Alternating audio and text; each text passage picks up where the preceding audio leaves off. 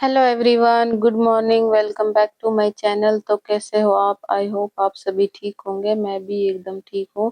Anyway, सुबह के 5 बजे मैं नहा धोकर तैयार होकर अपनी स्टडी करने बैठ जाती हूँ, जैसा कि मैं रोजाना बैठती हूँ अपनी स्टडी करने। और यहाँ मैं रामचंद्र शुक्ल की बुक पढ़ रही हूँ। एक्चुअली ये बुक मैंने कई बार पढ़ ली, बट जो लास्ट के प्रकरण है वो मुझे कम समझ में आए हैं, इसलिए मैं इसको दोबारा पढ़ रही हूँ। और फिर उसके बाद मैं नीचे चली जाती हूँ घर का काम करने, क्योंकि बेटे को स्कूल जाना होता है। इसलिए तो मैं चाय बनाती हूँ, उसके बाद मैं बेटे को तैयार करती हूँ। एंड उसके बाद मैं घर का जो भी काम होता है एक हाउसवाइफ का, झाड़ू पोछा करना, तो झाड़ू पोछा करती हूँ। और उसके बाद मैं खाना वाना बनाती हूँ और बेटे का टिफिन तैयार करती हूँ। और फिर उसके बाद मैं खाना वाना खा के और रसोई का जो भी काम होता है वो सारा काम करके बर्तन वर्तन धो के मैं अपने बेटी को ऊपर ले आती हूँ, क्योंकि बेटी को भी नहलाना था।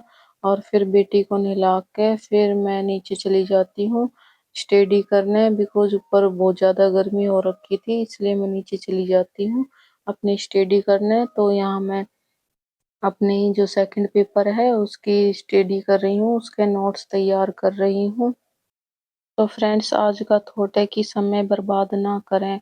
अगर आपको समय मिल रहा है पढ़ाई के लिए तो आप बहुत लकी हैं, और आप उस समय का सदुपयोग कर सकते हैं और पढ़ाई कर सकते हैं।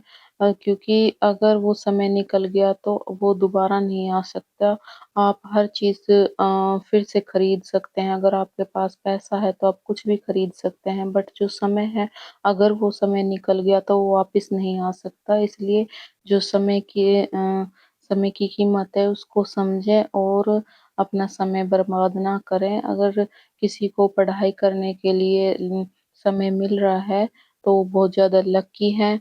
उनको समय मिल रहा है पढ़ाई के लिए तो वो अपनी पढ़ाई करें। बहुत सी बहनें ऐसी हैं जिनको घर की जिम्मेदारियों के कारण बिल्कुल टाइम नहीं मिल पा रहा है अपनी स्टडी करने के लिए, बट वो अपनी स्टडी करना चाहती हैं और अपना जो भी ड्रीम है उसको अचीव करना चाह रही हैं, लेकिन उनको टाइम नहीं मिल पा रहा है घर की जिम्मेदारियों के कारण।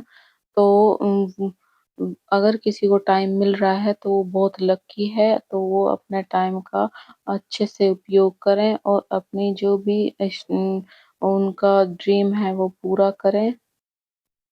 तो फ्रेंड्स, यहाँ मैं अपनी सेकंड पेपर की सेकंड यूनिट के नोट्स तैयार कर रही हूँ। एक्चुअली मेरी काफ़ी क्लासेज बची हुई हैं सेकंड यूनिट की, तो वो मैं पूरा कर रही हूँ। सेकंड यूनिट बहुत ज़्यादा बड़ी है, तो उसके नोट्स तैयार कर रही हूँ। आगे मैं आपको अपने नोट्स भी दिखाऊंगी, मैं किस तरह से अपने नोट्स तैयार कर रही हूँ। अगर आप भी यूजीसी नेट की तैयारी कर रही हैं और हाउसवाइफ हैं, तो आप मेरे चैनल से जुड़ सकती हैं और देख सकती हैं कि मैं किस तरह से अपने नोट्स बनाती हूँ और किस तरह से मैं अपनी स्टडी करती हूँ।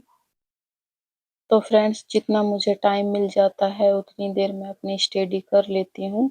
वो मेरे बच्चे पे डिपेंड है कि वो कितनी देर सोता है और फिर मैं कितनी देर अपनी स्टडी करती हूँ। तो यहाँ मैं अपने नोट्स तैयार कर रही हूँ, देख सकते हैं आप मैं किस तरह से अपने नोट्स तैयार कर रही हूँ। अभी मैं छायावादी युग के कवि और उनकी रचनाएं लिख रही हूँ, उनके नोट्स तैयार कर रही हूँ। जैसे जयशंकर प्रसाद हैं, सूर्यकांत त्रिपाठी निराला है, उनकी जो प्रमुख प्रमुख रचनाएं हैं उनको लिख रही हूँ। जैसे महादेवी वर्मा है, सुमित्रा नंदन पंत हैं, उनकी प्रमुख रचनाएं हैं उनको लिख रही हूँ। छायावाद के अन्य कवि और उनकी रचनाएं भी लिख रही हूँ, एंड उसके जो तथ्य हैं उनको लिख रही हूँ और उनके नोट्स तैयार कर रही हूँ। तो फ्रेंड्स, ये मेरा व्लॉग इतना ही। मिलते हैं नेक्स्ट व्लॉग में। Thank you for watching.